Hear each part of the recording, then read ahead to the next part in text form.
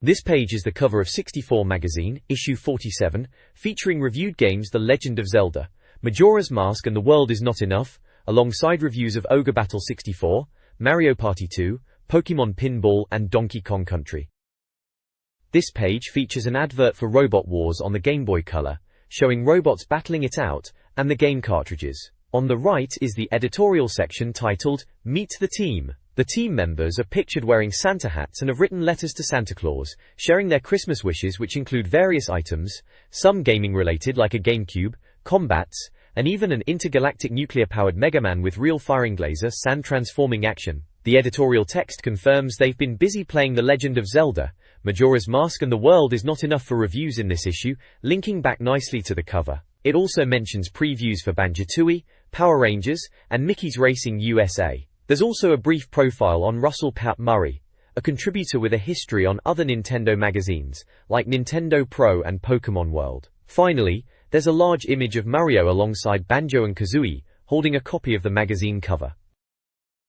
This page is the contents rundown, laying out all the cracking N64 reviews and features inside. You've got the big hitters like the review for The Legend of Zelda, Majora's Mask, the much-anticipated follow-up, and The World Is Not Enough, bringing James Bond back for another mission. There are also looks at Ogre Battle 64, Mario Party 2, and a preview of the Power Rangers game.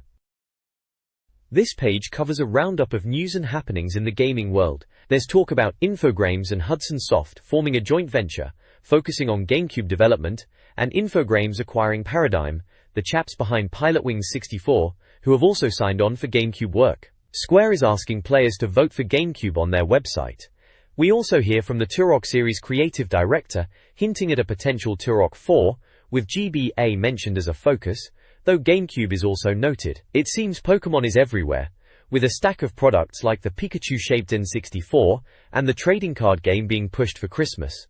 Epic Games' lead designer gives huge praise to Nintendo, saying they can't compete with Zelda's quality, and calling Mario 64 and Ocarina of Time perfect, and hoping they've got GameCube dev kits. Finally, Capcom announces ambitious plans for multi-platform releases across GameCube, Xbox, PS2, Dreamcast, and PC, even suggesting cross-platform online players on the cards, showing screenshots from Resident Evil Code, Veronica. This page has a bit of news about upcoming games and industry happenings. We hear about Thunderbirds advancing, though it seems that's heading to the GBA. The Most Wanted section highlights several anticipated games.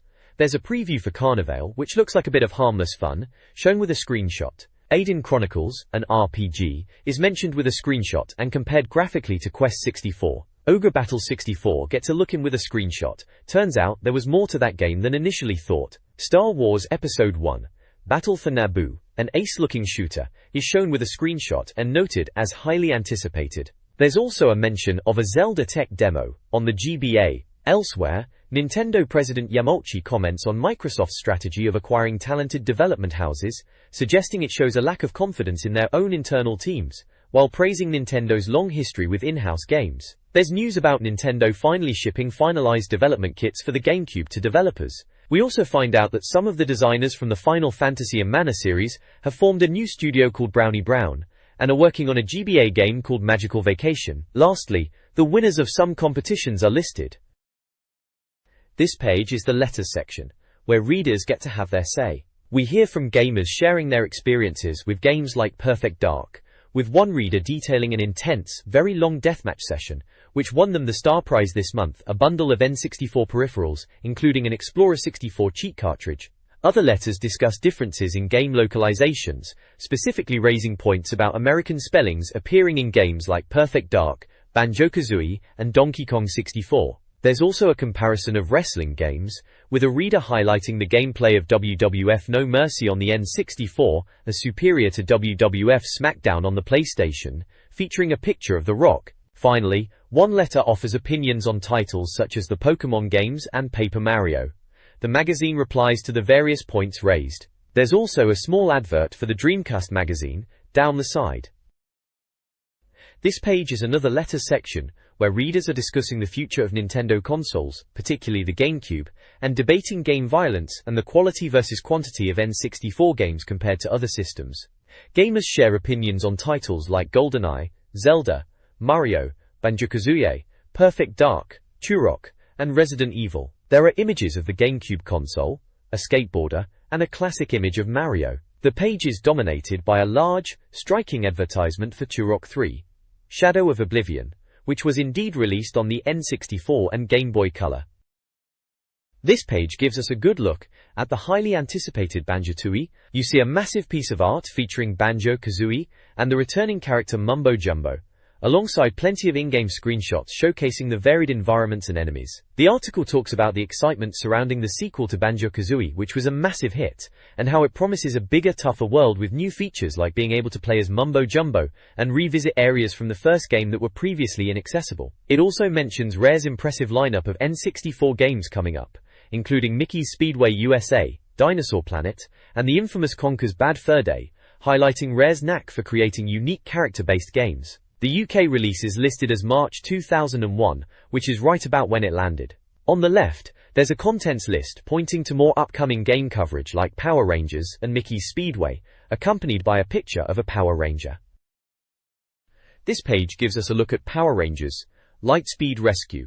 It covers the upcoming game where you play as the sole remaining ranger, tasked with rescuing your kidnapped teammates from various evil monsters across numerous levels. The article notes the gameplay mixes different perspectives, including third-person combat, vehicle use, and even flying sections. It highlights the inclusion of the Titanium Ranger, who joined the team later in the television series. We see several screenshots showing off different aspects of the game, including battles against giant bosses, exploration in city environments, and various viewpoints like a top-down angle. The preview acknowledges that early word from overseas suggested the game might not live up to expectations, mentioning critiques regarding graphics, gameplay length, and sound quality, even drawing comparisons to titles like Carmageddon 64. The game was published by THQ and developed by Mass Media, with the UK release date still listed as to be announced at the time. There's also a fun sidebar listing some of the truly bizarre monster names from the Power Rangers universe over the years.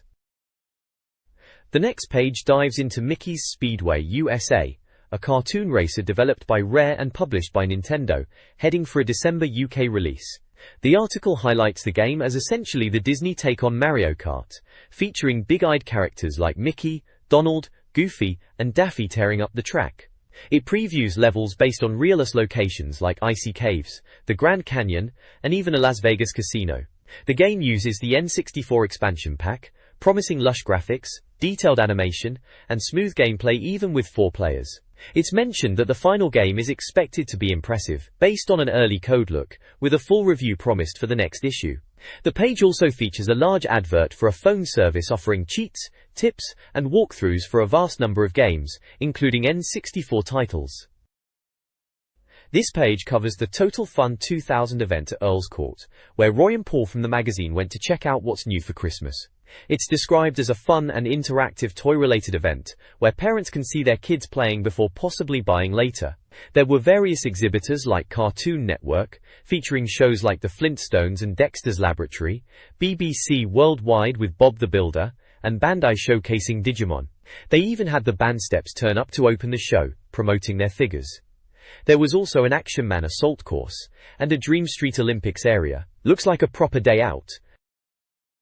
The next page continues the report from the Total Fun 2000 show, covering more exhibitors like the Extreme Zone showcasing skating tricks, LEGO with their new sets including Star Wars, Hornby model trains, and Hasbro with Action Man. It also runs through a toy top 10 list highlighting various popular toys from the show, none of which are Nintendo 64 related. This page kicks off a feature looking back at the Nintendo generation, highlighting the journey from the early NES days, showing classics like Duck Hunt and Super Mario Bros., to the SNES era with titles such as Super Mario Kart and Star Fox. It reflects on how gaming became more mainstream over the years. This page continues the look back at the Nintendo gamer's journey through the years. It shows the subject evolving from the N64 era, complete with console and controller, to looking ahead to the GameCube generation with that console and controller too, plus a modern laptop and phone. There are screenshots from classic N64 titles like Turok, Banjo-Kazooie, GoldenEye 007, The Legend of Zelda, Ocarina of Time, and Mario Kart 64, alongside future GameCube hits such as Metroid Prime, Luigi's Mansion, and The Legend of Zelda, The Wind Waker. The The feature discusses how the gamer grew up with these consoles, embracing the revolutionary 3D graphics of the N64, and anticipating the next step in gaming technology. This page shifts focus from the N64 console itself to the idea of living the role-playing experience, linking it to the arrival of The Legend of Zelda, Majora's Mask and Ogre Battle 64. It features a visit to a live-action role-playing group called Skullduggery in Kent. The article explores the world of LARP through interviews and photos of participants dressed in fantasy gear. Steve Bradshaw, one of the event organizers, is interviewed and explains his role is to manage the game and ensure it runs smoothly rather than playing a specific character, highlighting the dedication required to run these events. The pictures show various costumed individuals in outdoor settings, depicting the scale and visual aspect of the real-life roleplay. This page continues the deep dive into the Skullduggery live-action roleplay event in Kent, following on from the introduction on the previous page. It gives a feel for the combat using padded weapons, the rules for magic, and the types of creatures they faced, like the undead. We hear directly from some of the players themselves through interviews, including an assassin, the thief, a tavern keeper, and the warrior, who talk about their characters and how their interest in LARP connects with playing computer RPGs, mentioning games like Zelda on the Nintendo and others on different platforms. It wraps up by thanking the organizers and suggesting this is a good place to start if you fancy trying live-action roleplay yourself. This page kicks off the reviews section, laying out how 64 Magazine approaches things. It explains the different sections they use for reviews, like the 9 info for basic game details, and the $64,000 question for summing up the good and bad points. We also see a clear explanation of their scoring system and what the percentages actually mean, giving a proper idea of whether a game's a must-buy or best avoided. The big review this issue is for Legend of Zelda, Majora's Mask, the follow-up adventure for Link on the N64, which ties in nicely with the chat about RPGs on the previous page. The page features shots of Link and explains the game's premise.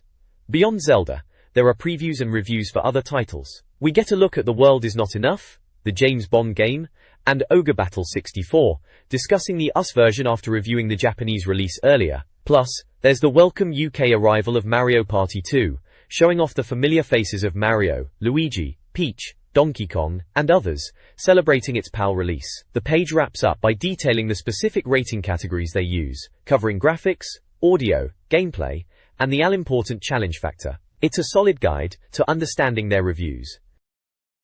This page delves into the main review this issue, focusing on The Legend of Zelda, Majora's Mask. It's hailed as an epic adventure crossing time and space, featuring Link returning after Ocarina of Time. The artwork shows Link on Epona alongside various strange creatures and characters from Termina, including the Skull Kid and the menacing moon. The text describes Link's predicament, having his horse and ocarina stolen and being transformed into a Deku Scrub, kicking off the journey in the land of Termina. It highlights the game's premise involving the impending moonfall and Link's quest against the clock. Screenshots on the page show Link in various forms, Deku Link, Goron Link, and combat, giving a glimpse of the gameplay. The review points out the different masks Link can wear, giving him unique abilities. The page includes the 9 info panel, with game details like player count and expansion pack support, and the $64,000 question summarizes the good and bad points, praising the graphics, multiple Link forms, absorbing storyline, puzzles, and humor,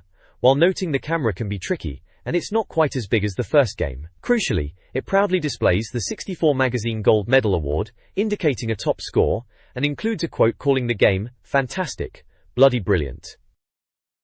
This page continues the deep dive into The Legend of Zelda, Majora's Mask review. It explains the central hook of the game, which is the strict time limit represented by the sundial at the bottom of the screen, giving Link just 3 days to prevent disaster and retrieve the stolen ocarina. The text highlights that while it feels hectic at first, paying attention and using the ocarina to play the Song of Time allows Link to reset the clock and retain key items like the masks and the ocarina itself, enabling progress. Screenshots illustrate various aspects of the gameplay, including Link in his Deku form, the Goron transformation which helps with movement and breaking rocks, and Link riding Epona using the classic carrot technique from Ocarina of Time. There are also glimpses of specific challenges within Termina, such as chasing characters for passcodes or shooting balloons. A particularly interesting section compares the different packaging versions of the game released worldwide: the understated Japanese version, the gold American cartridge with a holographic label, and the English version, also a gold cart but without the holographic effect. It's neat to see how Nintendo presented the game in different regions. The overall tone reflects the game's unique time-bending mechanics and the variety of tasks Link undertakes.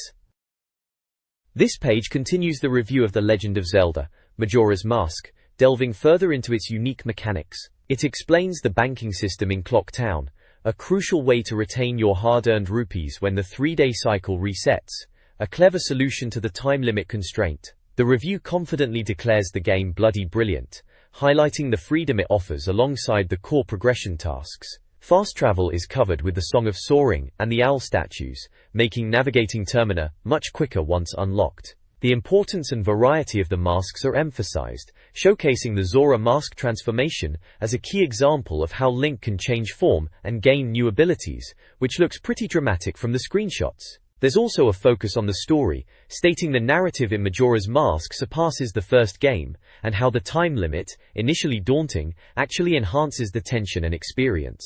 The changes from Ocarina of Time are touched upon, noting the absence of the gold sculptures as a good example of refined gameplay elements.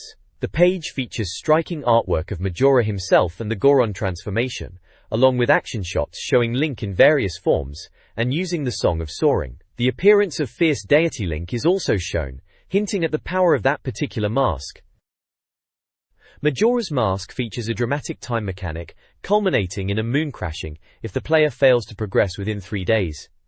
The game introduces diverse traversal options via Link's masks, like Deku Link's Flower Flight, enhancing gameplay. Graphically similar to Ocarina of Time, with minor polish, the game looks great, despite occasional camera issues. Controls are responsive and intuitive, avoiding overly precise platforming.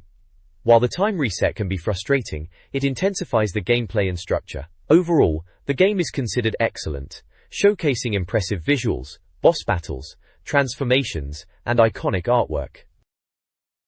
This page continues the review of The Legend of Zelda, Majora's Mask, diving into the boogie nuts, bosses like Odolwa, and how to beat them. It touches again on the time mechanic, compares the game's scale to Ocarina of Time, while praising the storyline and intricate puzzles and characters. It's clearly seen as a brilliant follow-up, even getting a gold medal. There's a second opinion that rates it just as highly, stating it might even be better than Ocarina of Time. Screenshots show the boss fights, and there's cracking artwork of Link. The controls layout is shown, and there are mentions of other games, like Ocarina of Time and Holy Magic Century as alternatives. Crucially, it lays out the ratings for graphics, audio, gameplay, and challenge, culminating in a stonking overall score of 95. The right side of the page is taken up by a large advert for GameStation, flogging new and used games and consoles with prices, and even a competition to win a Pikachu N64. This page features a full review of The World Is Not Enough on the N64. It heralds the return of James Bond to the console after the monumental success of GoldenEye. The main focus is a large image of Pierce Brosnan as Bond dominating the page, alongside game screenshots showing various action sequences and environments in a first-person perspective. The review text is very positive, expressing excitement that Bond is back on the N64 and suggesting the game lives up to expectations. It highlights the great gameplay, calling it gorgeous to look at and praising the multiplayer mode. The game supports up to 4 players and makes good use of the expansion pack and rumble pack. The audio is specifically called out for having great music, explosive sound effects, and even speech from the characters. It acknowledges some levels can be challenging or frustrating, but overall it's seen as a high-quality shoot-'em-up from developer Euro.com and published by EA. The game saves progress using the controller pack. It naturally draws comparisons to the legendary GoldenEye and the highly regarded Perfect Dark, acknowledging the pressure on Euro.com to follow up such classics. This review of The World Is Not Enough praises its depth and varied gameplay. The deathmatch mode, while present with customizable options and environments, is noted as potentially underwhelming compared to other titles. Weapon variety and customization options are highlighted. The game's characters, including Robert Carlyle's menacing Renard, and presentation are assessed, drawing comparisons to GoldenEye, while suggesting the mobile phone inventory system is less immersive. The review emphasizes the game's strong core design, drawing comparisons to Medal of Honor and the Mission Impossible series, highlighting the game's challenging mission design, stealth elements, and plot adherence. Screenshots showcasing gameplay and characters are featured, and the review concludes with a positive assessment, noting the game's appeal to fans. This page continues. The review of the world is not enough on N64. It kicks off saying the game looks and sounds better than GoldenEye, is more involving, and offers improved challenges. The review delves into some of the trickier levels, like that frustrating submarine section where you really have to know your way around, and highlights how some puzzles, like escaping that blast in the nuclear bunker, might require a bit of trial and error if you hadn't seen the film. It really was a proper challenge mastering those stealth bits. There's also a section dedicated to the arsenal, showcasing the variety of weapons you get to use, from the Delta 900 mag to the powerful at 420 Sentinel, which was great for taking down choppers. Down the bottom, there's a nice tribute to Desmond Llewellyn, the actor who played Q, mentioning his long history in the Bond films, and his final appearance in this one. A sad loss, but a great character remembered. Finally, there's a bit discussing how faithful the game looks to the film, recreating the environments, and featuring characters like Renard, with some cracking visual effects for the time. It truly felt like stepping into the movie. This review of the world is not enough on N64. Praises the game for building upon the success of GoldenEye and Perfect Dark. The game offers exciting action across various levels, including submarine interiors, market shootouts, ski slopes, and two-player deathmatches. The review highlights impressive visuals, such as sun flares and night vision, and well-designed levels. Gadgets like X-ray specs and night vision goggles are praised, along with a humorous mention of the bomb disposal kit. The ski level is described as hectic. A second opinion awards the game a perfect score, comparing it favorably to Mission Impossible. The game receives high marks across the board. Graphics, audio, and gameplay earn 4.5/5, with challenge scoring a 4/5, resulting in an overall score of 94%. The review concludes that Twine delivers on expectations, recommending GoldenEye and Perfect Dark as alternatives. This page features a review of Ogre Battle 64, Person of Lordly Caliber. The artwork showcases several of the game's distinctive character models, including a regal figure with a crown, a ghostly character, a pumpkin-headed creature, and others, giving a good flavor of the fantasy setting. The review itself positions the game as an RPG/strategy title, noting that while some fans might be excited, the reviewer found it rather dull, comparing it to weak-old dishwater. It describes the gameplay setup, involving defining your character's personality and then joining an army for adventures. The core experience involves moving units around a map and engaging in tactical battles. Key points highlighted include the ability to choose your character's personal traits, which supposedly affects the plot. However, the $64,000 question summary points out that while it looks nice and has cool characters, the gameplay is linear and ultimately described as very boring. The "Are you sitting comfortably?" sidebar reinforces this, stating that the walking and fighting sections are strung together by a slow plot about oppressive regimes and peasants. The screenshots show a strategic map view and scenes with character portraits during dialogue, illustrating the game's presentation. Despite the cool character designs seen in the main art, the review's overall tone is quite negative about the gameplay's excitement level. This page continues the review for Ogre Battle 64, Person of Lordly Caliber. It highlights the extensive tutorial, which helps players get to grips with the game's systems. It goes into the combat, describing it as turn-based and tactical, where you move units around a grid, and they automatically engage. There's a feature to name your characters, which sounds like a bit of fun. The gameplay loop involves moving around the map, organizing your units, and engaging in these tactical battles against enemies. The page also includes a breakdown of the N64 controls for the game, showing how to navigate menus and manage units. For alternatives, they list StarCraft 64 and Command & Conquer, Nintendo, putting it alongside other strategy titles on the console. The review provides ratings across various categories like graphics, audio, gameplay, and challenge, leading to an overall score of 69%. It features a second opinion, which offers a much more positive take on the game compared to the main review, calling it the best tactical RPG played. Finally, a soundbite summarizes the game as appealing to a very narrow cross-section of gamers. The screenshots show various aspects like character dialogue, units moving on the map, and the combat view. This page gives us a look at the upcoming Mario Party 2, building on the original N64 party game formula. It sets the scene by contrasting the vibrant world of the game with rather dull real-life parties. The core idea remains the same. Players move around themed boards, playing mini-games to earn coins and stars, aiming to be the ultimate superstar. The game features familiar characters like Mario, Luigi, Peach, and Yoshi, exploring different worlds ranging from a Wild West town to outer space. The article highlights its accessibility, calling it one of the few titles that invites the whole family to play together, designed to be simple and fun, particularly good for younger players. There are some humorous sidebars, including tips on how to be a perfect party host, played for laughs. Technical details mention it supports up to 4 players, doesn't require the expansion pack, but does use the Rumble pack. The PAL performance is noted as having negligible borders and no apparent speed drop compared to the import. Screenshots show various parts of the game, including character selection, different board layouts, minigame scenes, and result screens. Mario Party 2 really cemented the series as a staple of N64 multiplayer.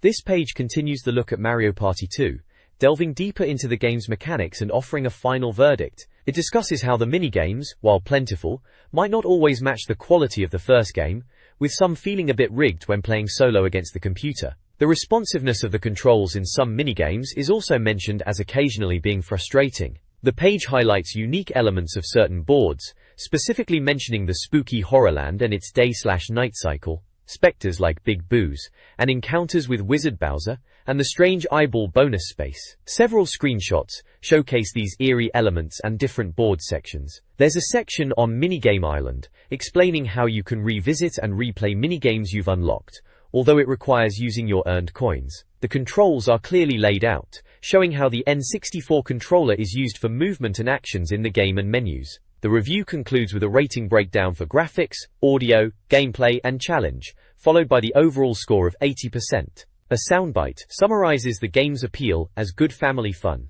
There's also a second opinion from Roy Kimber, who felt the original Mario Party was slightly better despite the improvements in the boards for the sequel. The alternatives section lists other games reviewed in the magazine. Characters like Mario, Luigi, Peach, Wario, Donkey Kong, Yoshi, and Toad are shown in various poses and screenshots, including the main group shot and scenes from the boards and minigames.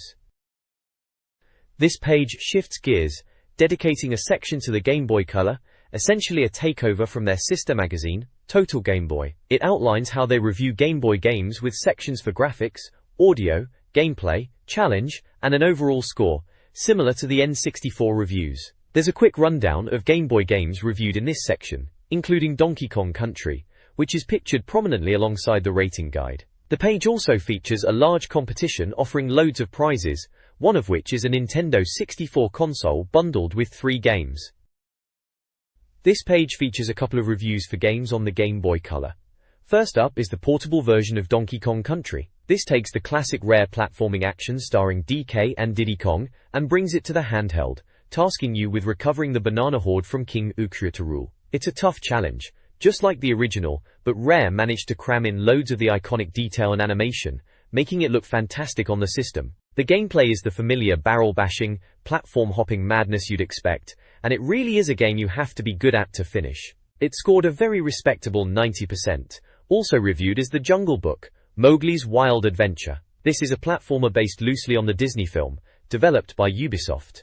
You play as Mowgli, running and jumping through the jungle with help from Baloo and Bagheera. The game involves searching for items, and switches to progress, and picking up skills as you go. It's a straightforward platformer, and while it looks quite pretty on the GBC, the level structure can get a bit repetitive at times, requiring backtracking. Despite that, it's a solid effort, and earned a score of 86%.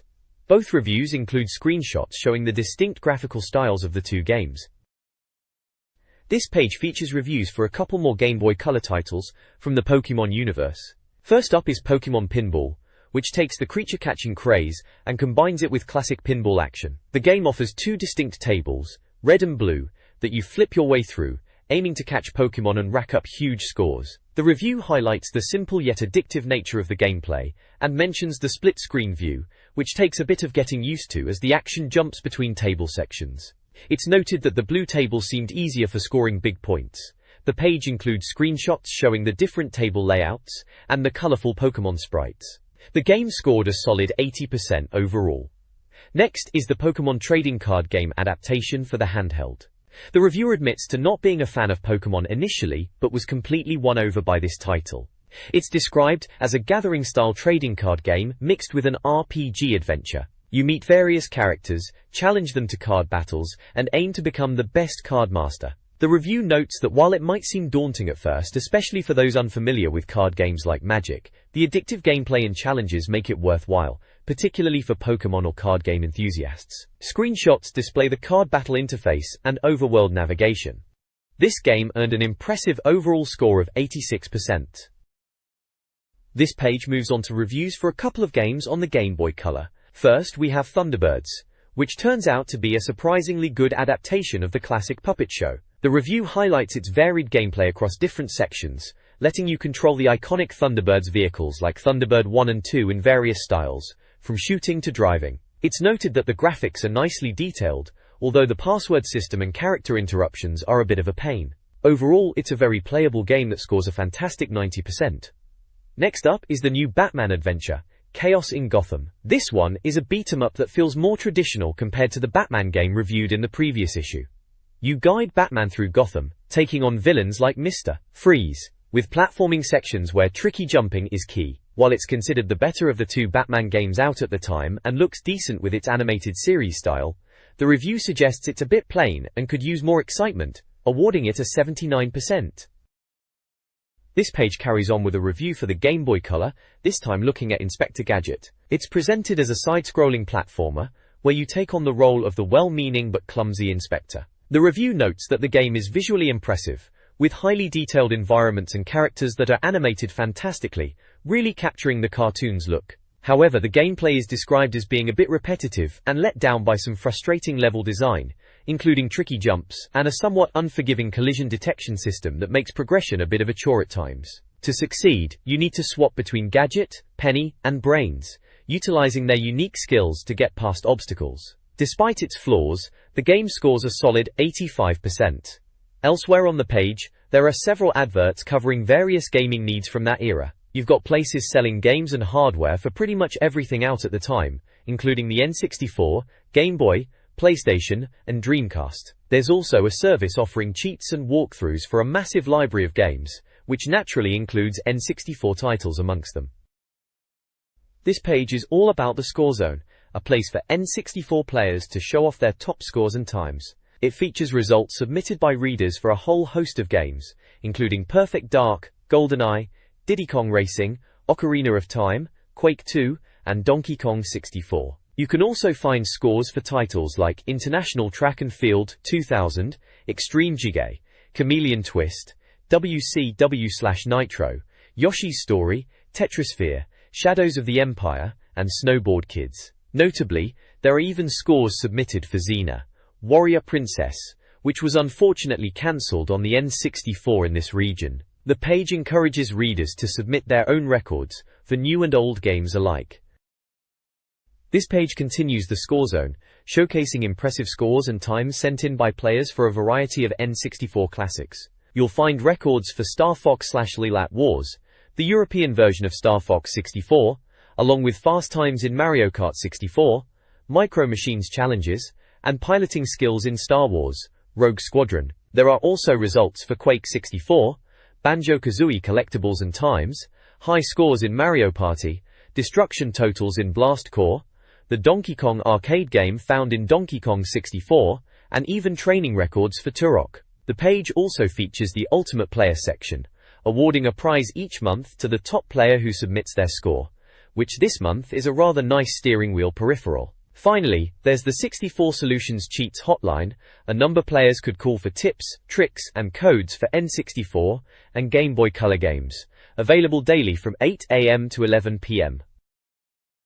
This page is the start of the A to Z of Hints, Tips and Cheats section, a comprehensive guide for players looking for an edge in their N64 games. It's essentially the magazine's collected knowledge base, likely the source of the tips offered on the Cheats hotline from the previous page. You'll find secrets for a wide range of titles here, including cheats for racers like Air Border 64 and Automobili Lamborghini, action games like Body Harvest and Battle Tanks, fighters like BioF.E.E.AKS, and strategy with Command & Conquer. The page is livened up with artwork and screenshots, featuring characters from many games, from the familiar faces of Donkey Kong, Buzz Lightyear, and the South Park lads, to fighters like Duke Nukem and Pierce Brosnan's Bond, plus glimpses of the action from Bomberman Hero and Army Men. This page continues the Cheat Central section, packed with secrets for various N64 classics. You've got the full list of magic codes for Diddy Kong Racing, letting you mess around with everything from power-ups and character sizes, to unlocking bonus tracks and extra vehicles in Destruction Derby 64. For Duke Nukem 0 Hour, there are codes to unlock characters and even transform into a hidden werewolf. Extreme Egg players get passwords for weapons, modes, and extreme speed. F1 World Grand Prix offers tips for challenges and gaining an edge, while GoldenEye delivers the classic cheat codes like invincibility and all guns directly in-game or via the cheat menu. There's a password for Doom 64, a tip for a hidden 9th skill in Fighter's Destiny, and cheats to spice things up in Excitebike 64. The page is covered with character art from many games, including Diddy Kong, Buzz Lightyear, Duke Nukem, Bond, and the lads from South Park, alongside screenshots showing racing action, fighting, and the dark corridors of Doom 64.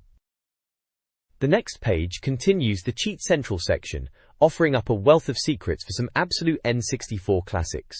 There are even more codes for Diddy Kong Racing, covering everything from vehicles and handling to unlocking bonus stages and shops. You can also find cheats for Multi-Racing Championship, Mischief Makers, International Superstar Soccer, 98 with tips for unlocking teams and tricky plays, Mace, The Dark Age for unlocking characters and modes, and NHL Breakaway, 98 for accessing cheat menus. There's a huge amount of content for Mortal Kombat Trilogy and Mortal Kombat 4, detailing how to unlock characters like Motaro, Shao Kahn, and Goro, access alternate costumes, play hidden minigames like Galaga and Space Invaders, and input codes for different combat modes and effects. For Mission Impossible, you'll find codes for infinite ammo, invincibility, and different weapons and modes.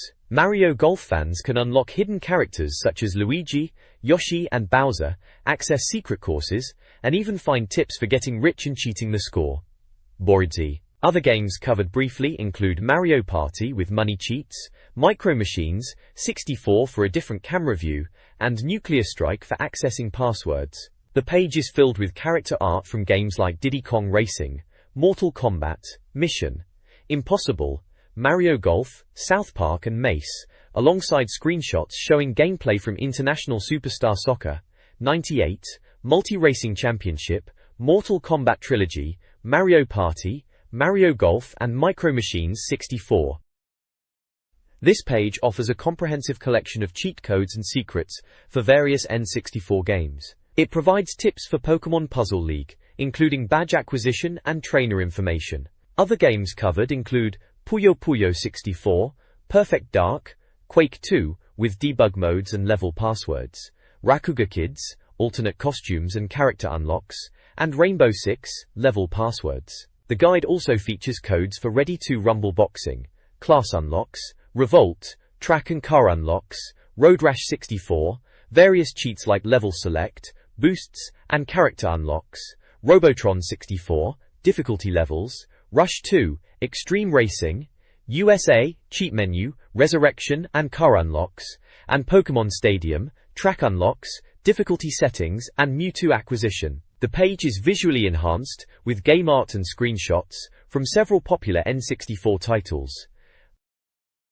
This page dives headfirst into more N64 cheat codes, covering a diverse range of titles. We've got secrets for Rugrats, Treasure Hunt, San Francisco Rush 2049, and Shadowgate 64 with its mysterious password system. Racing fans get codes for S.C.ARS, 1080 degrees snowboarding for unlocking boards and characters, and Supercross 2000 with stunt lists. South Park Rally and South Park provide character unlocks and various cheats. Of course, Super Smash Bros. Has costume changes and character unlocks. There's a big section for Star Wars Episode I, Racer, with its unique name entry system, and StarCraft 64 for research cheats. Rampage and Rampage 2, Universal Tour offer character unlocks and passcodes, while Resident Evil 2 gives invincibility and infinite ammo, essential for tackling those zombies. The page is packed with character art from various games like Rampage 2, South Park, Star Wars Racer, and Super Smash Bros., alongside screenshots from Rampage 2, Star Wars Racer, South Park Rally, and even a glimpse of StarCraft 64. This page is absolutely packed with cheat codes for a proper load of N64 games, giving you the edge you need. We've got secrets for classics like Shadows of the Empire, covering things like flying different craft, and even playing as a Wampa. Superman gets a look in with level select and a rather unusual become a car cheat. Tarzan and Toy Story 2 players can jump straight to any level. Racing fans aren't left out, with cheats for Top Gear Rally and Overdrive, unlocking cars and modes. Then there's a massive list for the original Turok, offering everything from infinite ammo to tiny enemies and disco mode. Turok 2, Seeds of Evil also gets some fun ones like Big Head mode. For sports fans, Twisted Edge Snowboarding has codes for unlocking boards and characters. And if you're into puzzle games, the new Tetris and Tetrisphere have their own quirks like new music and accessing levels. Vrali and Vigilante 8 round out the list, with cheats for cars, invincibility, and modes. The page features an array of colorful characters from various N64 titles scattered around the cheats, along with a few small glimpses of gameplay screenshots. This text offers Christmas gift ideas beyond Nintendo N64 games, focusing on popular toys and books available at the time. It features various items such as a stretchable compound similar to slime, graphic novels like Young Justice and a Tomb Raider story, a large interactive furry toy that simulates birth, a voice command cyber pet dog, and Lego kits for building programmable machines and vehicles. This page continues the look at things you might want for Christmas that aren't N64 games. There's the Who Wants to Be a Millionaire game that brings the TV show home with sound effects and Chris Tarrant's voice. They also feature realistic figures from the BBC's Walking with Dinosaurs series and Beep and Bop, a pair of remote control robots that interact. Forgetting about, there's a lightweight X500B flash scooter, and for reading, graphic novels like Star Wars, The Bounty Hunters and books featuring WWF wrestlers Stone Cold Steve Austin and The Undertaker. You can also find MCD musical keychains that play tunes from popular bands. Finally, there's a chance to win something from the office's stash by answering a question about a classic miserable character from Dr. Seuss. This page is dedicated to enticing readers with special offers and subscriptions for 64 magazine itself. On the left, highlighted by a cheerful Donkey Kong ready to swing a mallet, they're offering discount deals on a stack of best-selling books, mainly strategy guides and solutions for N64 classics like Turok 2, Banjo-Kazooie, Zelda 64, Lylat Wars, which is what Star Fox 64 was called over here, and Donkey Kong 64. There's also a special offer on the Nintendo 64 Gold Book, which comes with a free memory card. You can order these using the form or via their dedicated hotline. The right side features Mario flying in for the main subscription push. The big draw is getting a year's subscription at a better price, especially with the mega deal where you get 12 issues plus your choice of a free N64 game from a cracking selection including F-Zero X, Mario Kart 64, GoldenEye 1080 Degrees Snowboarding F1 World Grand Prix 2, or Banjo-Kazooie, along with a free solutions book. They also mention ordering back issues and offer various payment methods including direct debit. This page is the Nindex, the magazine's absolute comprehensive guide to every single N64 game they've ever reviewed. It's a brilliant resource, letting you see at a glance all the vital info like who made it, how many can play, what peripherals it uses, and the all-important score we gave it. You've got the full lowdown, right here, updated every issue. It even explains the genre classifications, and the meaning behind the scores, like the 90% and above mark and the prestigious 95% plus gold medal award. And look, there's the Our Top 10 list, showing the best of the best at this point, featuring crackers like Tom and Jerry, Perfect Dark, StarCraft 64, GoldenEye, Zelda, Worms, Mario Tennis, WWF No Mercy, Tony Hawk's, and ISS 98. You can see a good few games listed in the index itself, covering everything from racing in 1080 snowboarding to fighting in Aero Fighters Assault and platforming in A Bug's Life. You've also got the likes of All-Star Baseball games, Armor Mines, Army Men, and even that Carmageddon 64 listed there, showing the breadth of titles covered. It's invaluable for anyone wanting to know about the library. This page carries on with the Nindex, the comprehensive listing of every game reviewed in the magazine. It's sorted alphabetically and gives you the key details for each title, like the developer, player count icons, score, and a quick comment summarizing our thoughts at the time.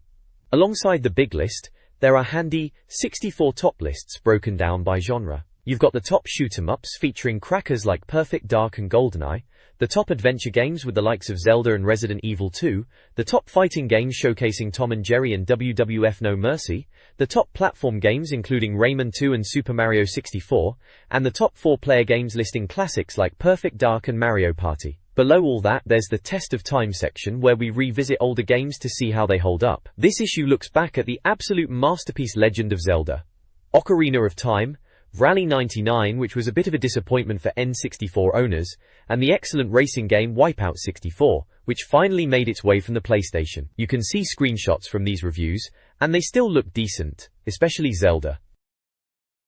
This page carries on with the main Nindex list, giving you all the scores and comments for a huge range of N64 titles from Olympic Hockey, 98, all the way down to Yoshi's Story. But it's the 64 top sections that really stand out here, showcasing the best and worst of the N64 library by genre. You've got the cream of the crop in racing, with games like 4 World Grand Prix and Ridge Racer 64 high up there, complete with a neat racing screenshot. Sports games lists classics like IS-98 and Tony Hawk's Skateboarding. Then there's the party/puzzle games, highlighting fun titles like Bust-a-Move and Puyo Puyo, shown with a colourful puzzle screenshot. Strategy/simulation get to look in too, with StarCraft 64 and Command & Conquer making the list, alongside a strategic battlefield shot. Finally, they even include a 64 top Game Boy Color titles list, featuring games like Tomb Raider and Lemmings, which is a bit different but handy if you had both consoles back then. And for a laugh, there's the 64 top bad games, singling out titles like Carmageddon and Clay Fighter, giving you a heads up on what to avoid, helpfully illustrated with a rather chow-tadic screenshot from Carmageddon. This page gives us a look ahead to the next issue, featuring a big preview of Mickey's Speedway USA, Rare's racing game that followed up Diddy Kong Racing. It shows Mickey and Daisy getting stuck into the karting action, with shots of the racetracks and the character selection screen. Below that, the Plus section highlights other games coming in the next issue, including big hitters like Banjo-Tooie and Conker's Bad Fur Day, alongside titles such as Rugrats in Paris and Dinosaur Planet. On the right side, there's a large advert for the UK's #1 cheat service, offering cheats for thousands of games across various consoles, including the N64, accessed via premium rate phone numbers.